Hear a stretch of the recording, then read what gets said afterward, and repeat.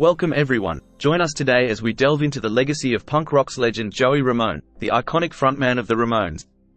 With his unique voice and rebellious spirit, he revolutionized the music scene. So let's dive in. Joey Ramone, born Jeffrey Ross Hyman on May 19, 1951 in Queens, New York City, United States of America. His parents, Noel and Charlotte, were both of Jewish descent. Joey faced a unique challenge at birth, having a parasitic twin that was partially developed and later surgically removed. The family lived in Forest Hills, Queens, where Joey and his future Ramones bandmates went to Forest Hills High School. Joey grew up alongside his brother Mickey Lee, and despite his generally cheerful demeanor, he often felt like an outsider. He was later diagnosed with obsessive-compulsive disorder and schizophrenia at age 18. His mother, Charlotte Lesher, divorced his father, and later remarried. Tragically, her second husband passed away in a car accident while she was on vacation. Joey was an avid fan of various bands, including The Beatles, The Who, David Bowie, and The Stooges, with a special fondness for oldies and Phil Spector-produced girl groups. The Who had a significant impact on him, especially after he saw them perform live at the age of 16. In 1972, Joey became a member of the glam punk band Sniper, performing under the name Jeff Starship. Sniper played at venues like the Mercer Arts Center, Max's Kansas City, and the Coventry, sharing stages with acts such as the New York Dolls and Suicide. Joey remained with Sniper until early 1974 when he was succeeded by Alan Turner. In early 1974, Joey co-founded the punk rock band The Ramones with friends John Cummings and Douglas Colvin. Colvin had already adopted the pseudonym D.D. Ramone, and the others followed suit, using Ramone as their stage surname. Cummings became Johnny Ramone and Hyman became Joey Ramone. The name Ramone was inspired by Paul McCartney, who briefly used the stage name Paul Ramone during 1960-61 when the Beatles, then known as the Silver Beatles, toured Scotland and used pseudonyms. McCartney also used the name on the 1969 Steve Miller album Brave New World, where he played drums on one track. Initially, Joey took on the role of the group's drummer, while D.D. Ramone handled lead vocals. However, when D.D.'s vocal cords couldn't keep up with the strain of frequent live performances, the band's manager, Thomas Erdely, recommended that Joey switch to lead vocals. After a series of unsuccessful auditions for a new drummer, Erdely stepped in, adopting the stage name Tommy Ramone. The Ramones performed their first gig on March 30, 1974, at Performance Studios. Their songs were exceptionally fast and short, with most under 2 minutes. During this period, a burgeoning music scene in New York City was centered around clubs like Max's Kansas City and the iconic CBGB.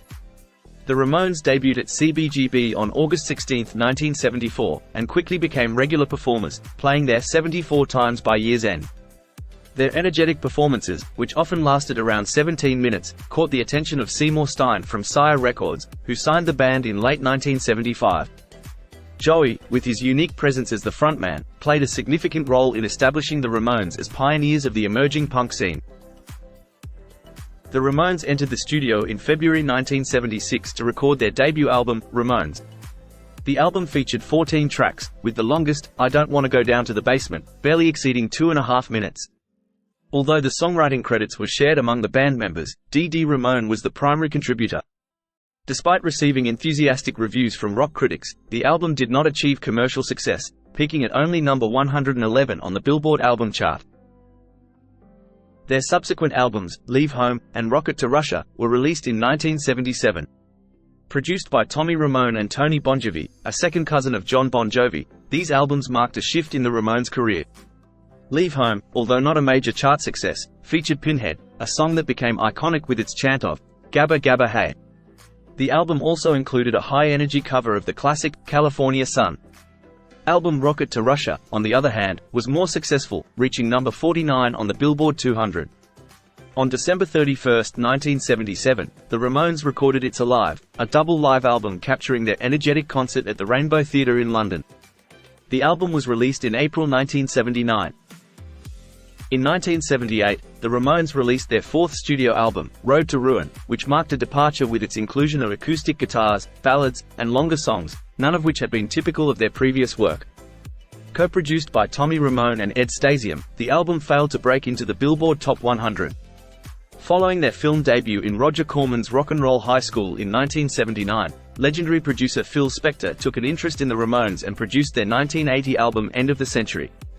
Rumors of tension during the recording sessions in Los Angeles, including an infamous incident involving Dee Ramone and Spector, have long been disputed. Despite becoming their highest charting album to date, reaching number 44 in the US and number 14 in the UK, Johnny Ramone criticized End of the Century for straying from the band's aggressive punk roots, stating, "It's not the real Ramones." In 1983, the Ramones released Subterranean Jungle, produced by Richie Cordell and Glenn Kolotkin. According to Trouser Press, the album marked a return to their roots with a blend of 60s pop influences adapted for contemporary tastes.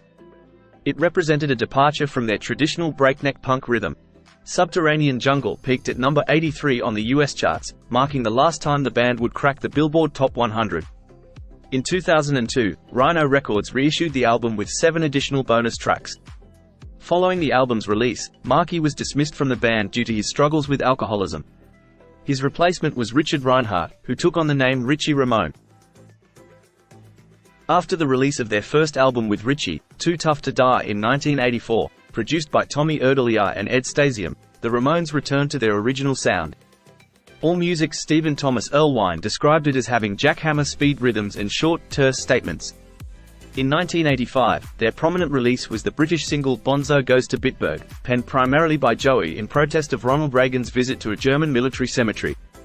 It later appeared on their 9th studio album, Animal Boy in 1986, titled My Brain is Hanging Upside Down.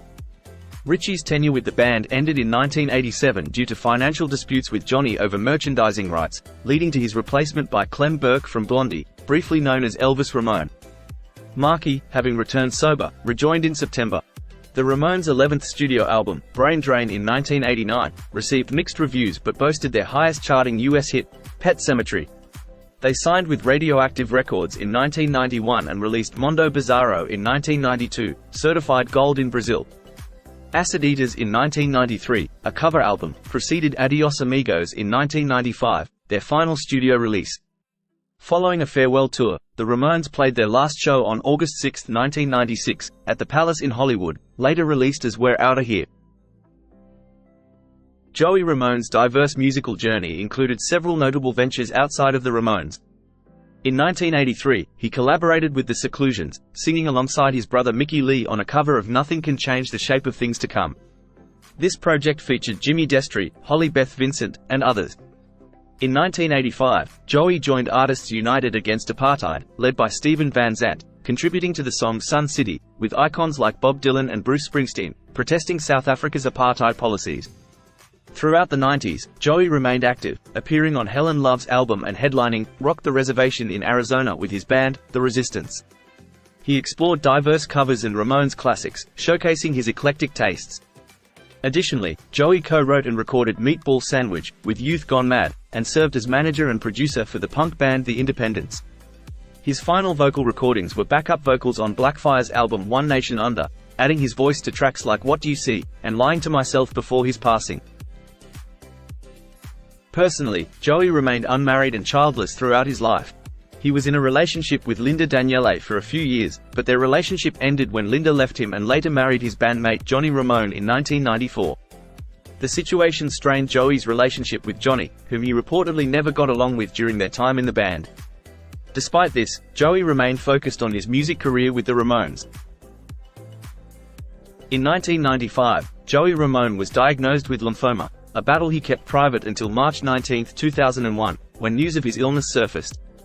Sadly, on April 15, 2001, just a month shy of his 50th birthday, Joey passed away from complications of the disease at New York Presbyterian Hospital. Reports indicate he was listening to U2's In a Little While at the time of his death, a detail confirmed by both Bono and Andy Chernoff in interviews. Joey's funeral drew former bandmates Tommy, Richie, and CJ Ramone, as well as Debbie Harry, Chris Stein of Blondie, and Joan Jett among others. He was laid to rest at New Mount Zion Cemetery in Lyndhurst, New Jersey.